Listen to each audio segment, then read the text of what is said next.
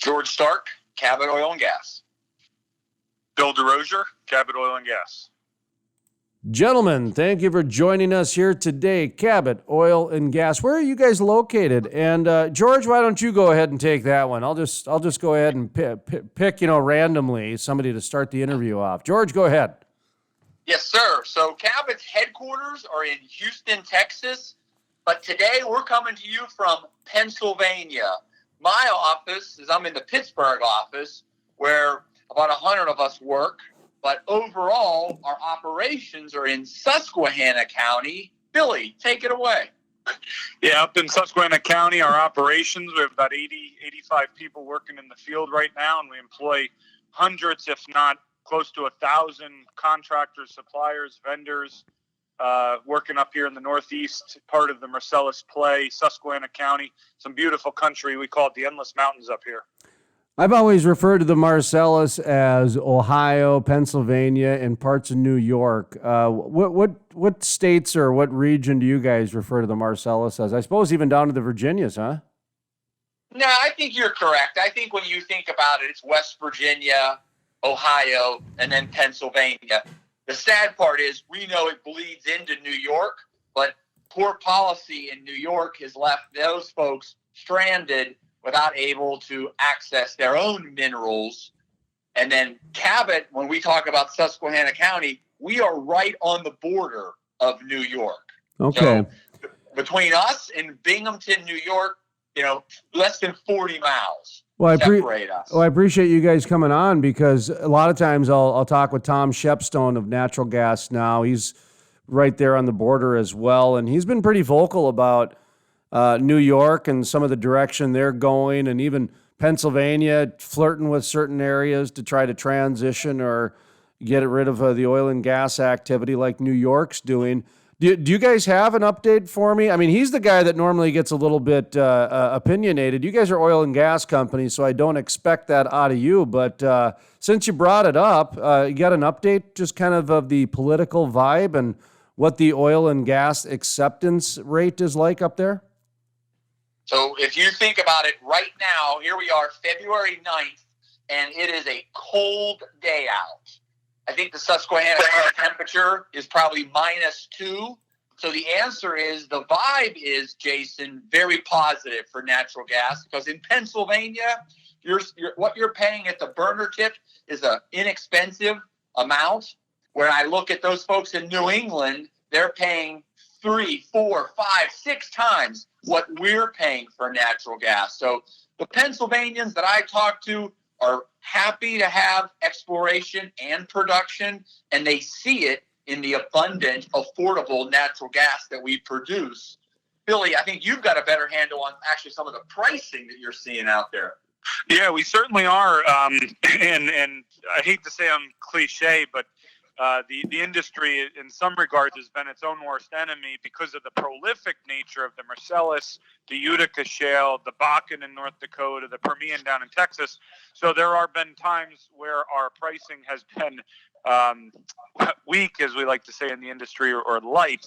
But definitely one area of the country that continues to see a disparity between the two areas is, in fact, New England and New York. And a lot of that has to do with political decisions, not the prolific production of the Marcellus, 20, 30, 50 miles away. But as George had alluded to, here we are coming off the heels of a snowstorm, prolonged cold temperatures up here in Pennsylvania. It's actually snowing right now as we're talking on this interview.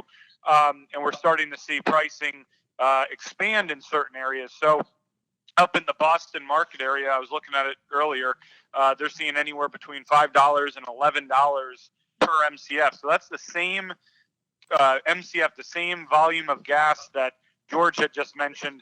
And we're seeing our gas prices somewhere in the $2.40 to $3.20 range. So you can see, as George alluded to, 2, 3, 4 times the volume or the cost per MCF.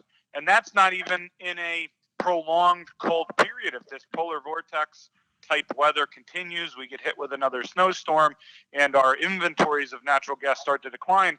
Areas in New York and New England that have made poor policy decisions will see that disparity grow even further. That's interesting. I do want to ask you guys about some of the legislature activity, specifically Act 66. I know you guys are working on that, but before we get into that, since you brought up the pricing, how in New England they're paying more than what you guys are paying, and it has to do with regulations and even I wanted to ask about infrastructure. And anytime I hear about anything more than $3 when it comes to MCF with natural gas, I think of regulations and infrastructure, because when we're paying $3 over here in America, in the United States, over in China, they're paying like $8, $9, $10.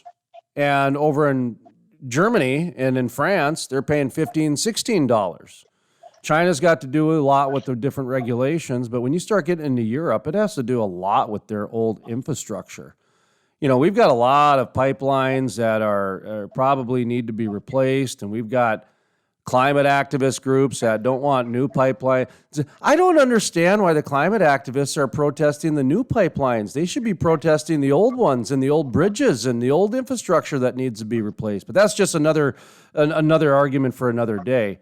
Talk to me a little bit about what you guys have going on with infrastructure, because before the interview, you said you guys are making your hay right now on natural gas more than oil. So with natural gas, boy, that's all about infrastructure to keep the price down, isn't it?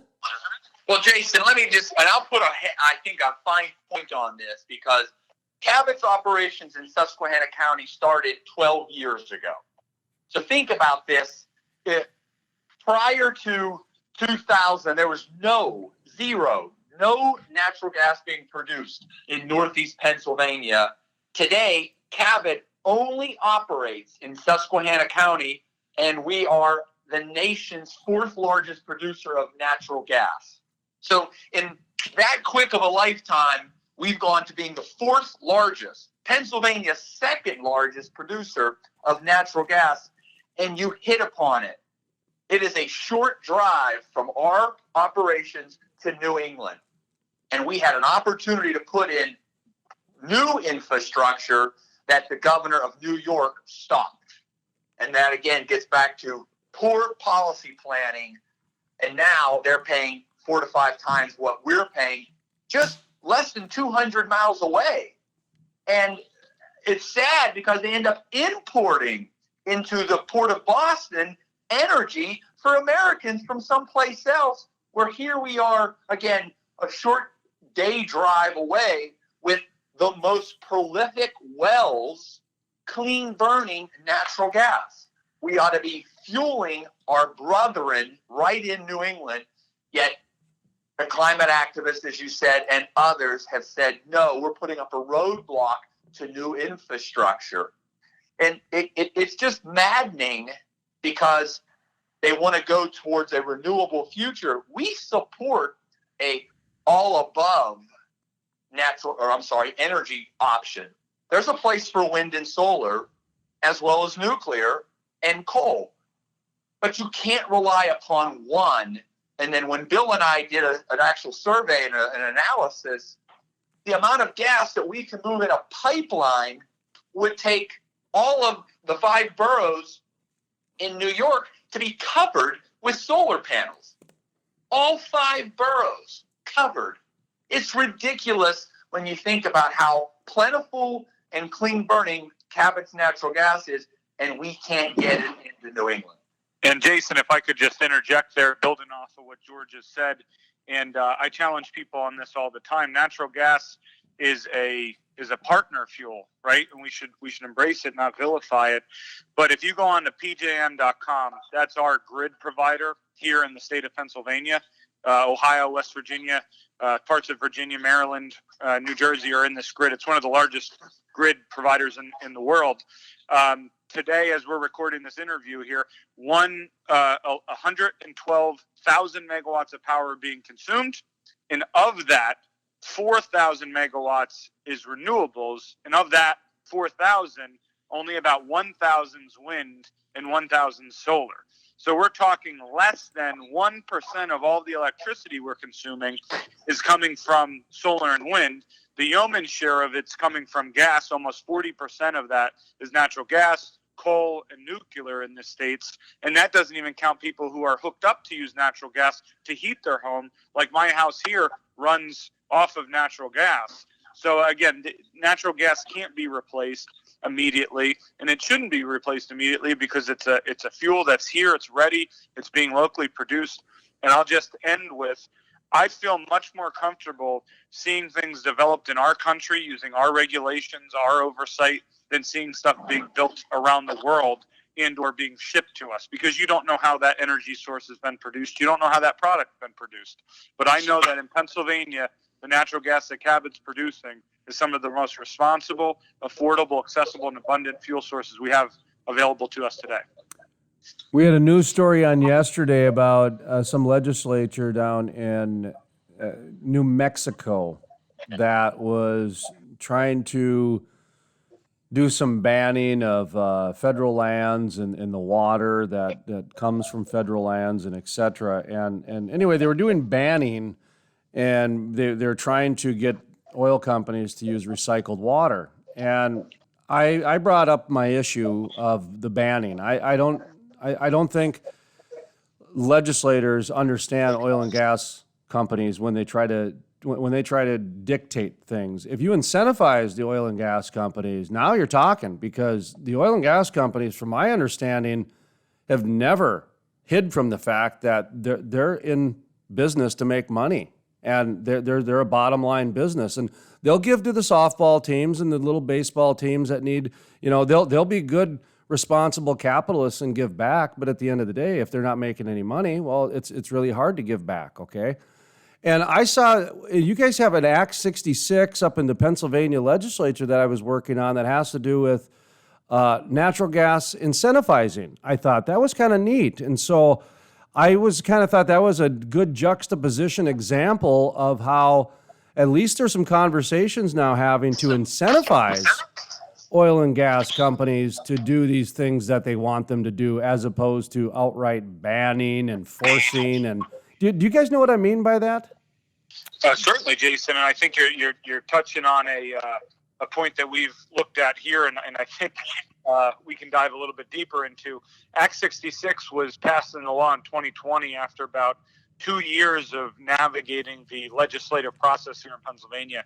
And Act 66 was designed to incentivize the build out of petrochemical and manufacturing opportunities that use dry natural gas.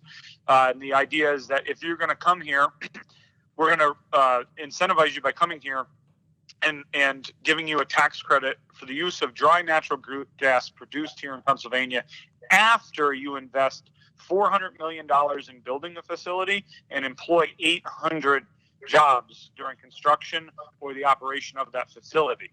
So again, I think a lot of tax credits and programs are too frontward facing. Hey, here's the money, go do this. And Pennsylvania took a different approach. They said, hey, we have the resources, we have the infrastructure, we have the wherewithal to attract these industries to this area.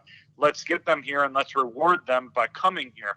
And I guess the full circle to close out my thought here, Jason, is Pennsylvania is blessed with being an energy powerhouse for many, many years. Coal was where we were before. Now we're on to natural gas. But Pennsylvania has always had a long history of making things. Pennsylvania's been the state that made things.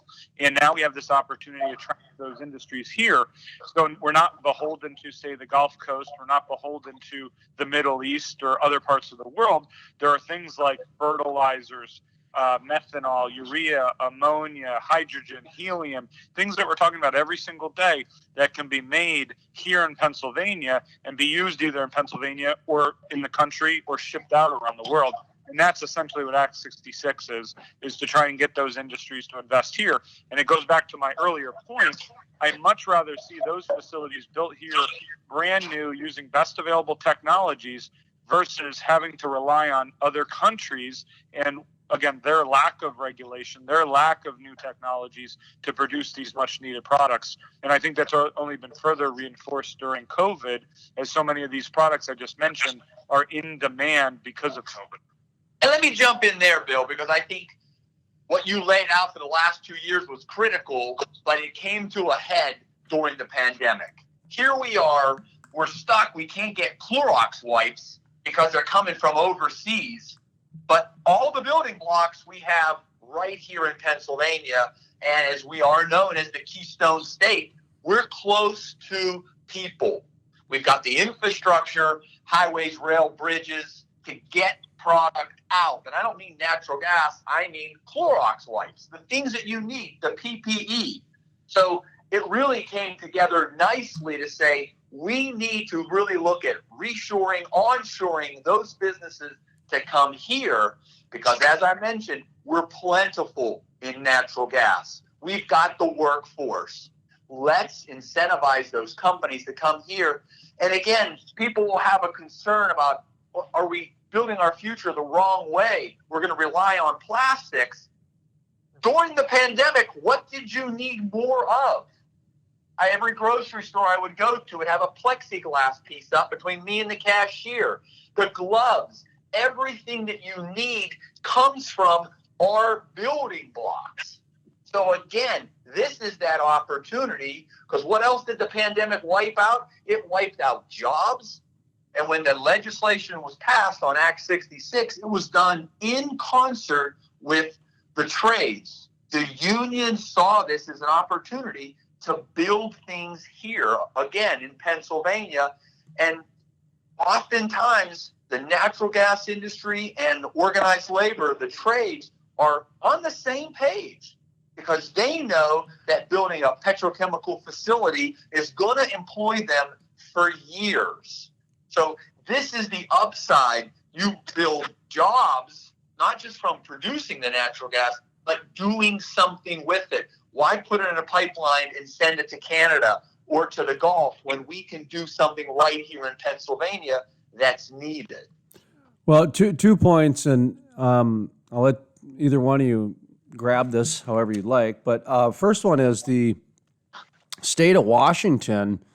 You might want to check out this study. They did a study that for refineries, and I think it was an Anadarko refinery in the state of Washington. But what they found was that for every job that was created in the refinery, it actually created 12 jobs in the community out of that refinery. So I would imagine there'd be similar studies for natural gas refineries as well. But it showed how the supply chain and the distribution chain from a refinery actually builds communities with real economic value. No offense, Subway, but versus like a Subway, Subway restaurant.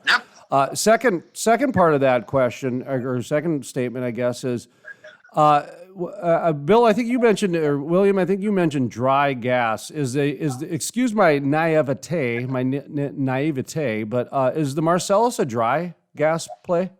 And I'll jump in here, and George can add into it. And I think it goes back to even how we started this whole interview when you were saying I thought of Marcellus, more of Ohio and West Virginia. The Marcellus is two distinct plays. In the Northeast, where Cabot operates, is dry natural gas. So that's essentially pure methane. So think of that for anything dealing with a burner tip, heating, electricity generation, transportation vehicles. In the southwest part of Pennsylvania, Ohio, and West Virginia, they have wet gas, which is propane, butane, ethane. So it doesn't have anything to do with water. It's just a term that we use to define other value-added products that come out of the same hole in the ground. And many people don't realize propane, butane, and ethane are the feedstocks for many of those plastic products George were talking about. So in addition to propane for gas grills and butane being in lighters, those two derivatives and ethane are used every single day around the world to make plastics. And that just really shows the complexity and the diversity, really, when you're talking about the oil and gas industry.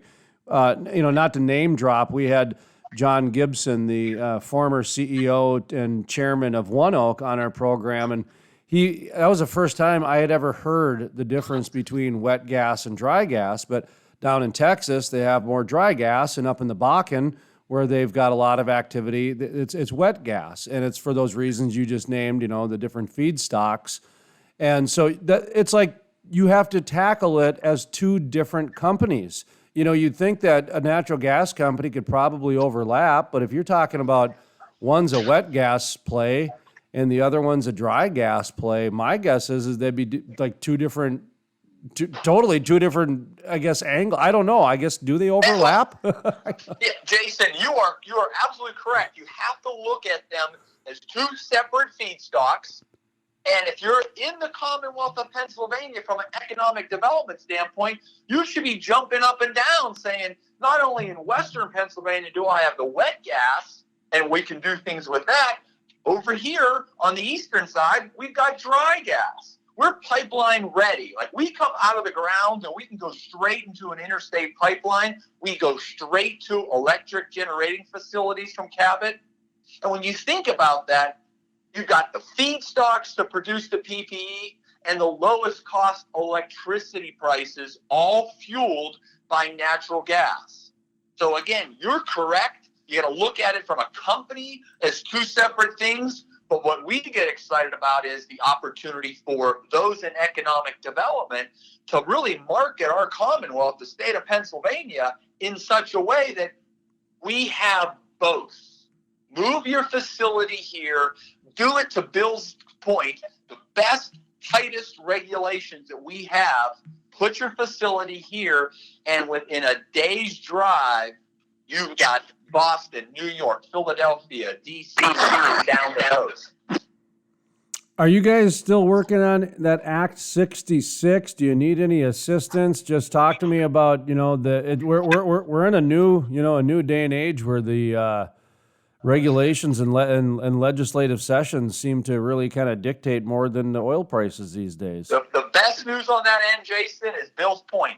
The General Assembly passed it into law. So it is now on the books in Pennsylvania. The thing that you can do through your podcast, your outreach, is making certain that companies looking to utilize natural gas know that they have a home in Pennsylvania.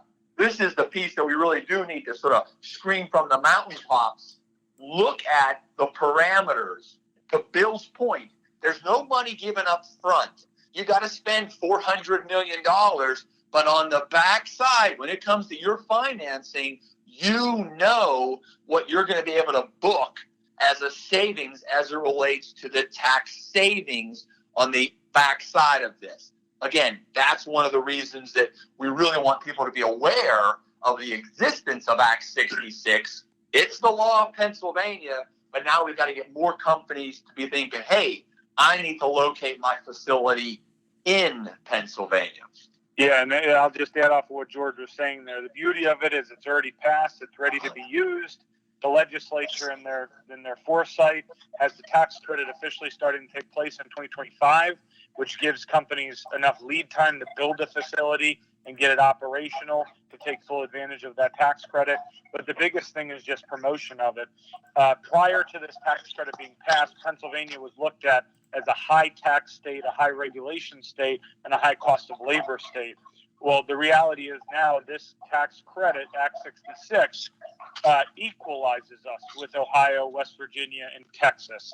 It takes away some of those intrinsic benefits those other states have, and it allows us to focus on the really good benefits we have here: prolific, abundant, affordable, accessible natural gas and energy. But we have a ready-made workforce. We have a infrastructure system that is not nearly close to capacity. We have old rail systems that are ready to be utilized. We have ports in Philadelphia that can move products around the world. So what I'm getting at is all of the benefits of the Gulf Coast can be found here in Pennsylvania, and they are here now. So let's take a real good look at diversifying where those companies build and operate. Let's land some of those projects here. And while we're doing it, just to give a nod to the environmentalists and the people that do criticize the work that George and I do, is let's also look simultaneously at the other opportunities to employ solar and wind at these facilities, maybe carbon capture, the development of hydrogen. I mean, we could spend 2 more hours talking about the merits of how those projects work when natural gas is used as a partner, not vilified as the reason to go 100% over to that side. Well, we're definitely going to have you guys back on. That's for sure. I mean, I've got a couple more questions, but I'm looking at the clock today, and so we're going to have you guys back. Like one question I'll let you guys think about for next time is the former head of FERC, federal, is it Energy Regulatory Commission? Regulatory Commission. Yeah, Tony Clark. I went to high school with him, so I've known him for a long time and went fishing with him, for crying out loud. And so he was on the program a number of times, and he'd always say, Jason, natural gas is not only the foundation of the future, but it's also the wild card. And I always thought that was such an interesting way to look at it, because it's true. Is that there's no matter how you slice and dice it, no matter how much fear mongering you want to attack, no matter how much press Tesla gets, it ain't going anywhere without natural gas. America, the planet, the globe ain't going anywhere without natural gas. From the plastics that we need for our PPE to the rubber and tires that Tesla wants to drive with his EV cars, to his big old battery plant in Nevada, which 90% of it's powered by natural gas, by the way. But then it's a wild card, and the wild card's interesting because it's going to get used in a lot of different ways. It's going to be used for pros and cons and everything else, and that's where I find it really interesting. So I look forward to the conversations, guys. I think this is what you guys have going on is fantastic. We talked a lot about the Marcellus and the Utica and the East Coast today, but you mentioned you guys have other locations. So kind of give us a little bit of a recap of Cabot Oil. You mentioned Houston you're headquartered out of. So if you guys are in any other plays or anything like that. The benefit, Jason, is we're all in on the Marcellus. We understand the strength of the Marcellus, so we end up selling out of Mid-Con. We're out of Colorado. We're out of Texas. And we doubled down, put all those dollars into Pennsylvania, into the Marcellus. So we're bullish on what we see ahead of ourselves here, understanding how close we are to people, the electric generation side, the opportunity for petrochemicals. So, again, I can't thank you enough for having us on this show. I'll throw this out past you also. Next time we get on next month, I'd love to talk about innovation and technology. Because, again, I think it's something that gets overlooked in our industry because we evolve so fast. You got to stop at times and look back and think, man, I can't believe we've done all that. And I think it would make a fast show next time. I can't wait. In fact, I'll even fold in Steffes out of the Bakken. You mentioned PMJ earlier, and they're doing a lot with them. And you talk about innovation. Well, it all goes back to the grid. And if you guys got this working relationship to help the people understand exactly how the light switch works, man, I'm all for it, because we need to educate the people. Here's my fear, guys, is that what is happening right now in the bigger conversation is what happened to the farmers, is that the grocery store took out the farmers, where everybody thought, oh, who needs farmers? We'll just go to the grocery store to get our food. And that's what's happening to the energy worker, that the light switch is replacing them, where the average person doesn't even understand that you need an industry to power the light switch. So I appreciate you guys coming on to help educate. You know what I'm saying? We would gladly welcome that opportunity, because to your point, there is a manufacturing, an agricultural, and an energy illiteracy in the US of A that we're focused on trying to fix. Because to your point, your meat doesn't come from Walmart, your power doesn't come from the light switch. It has to be manufactured. So absolutely appreciate that opportunity to spend more time talking about this.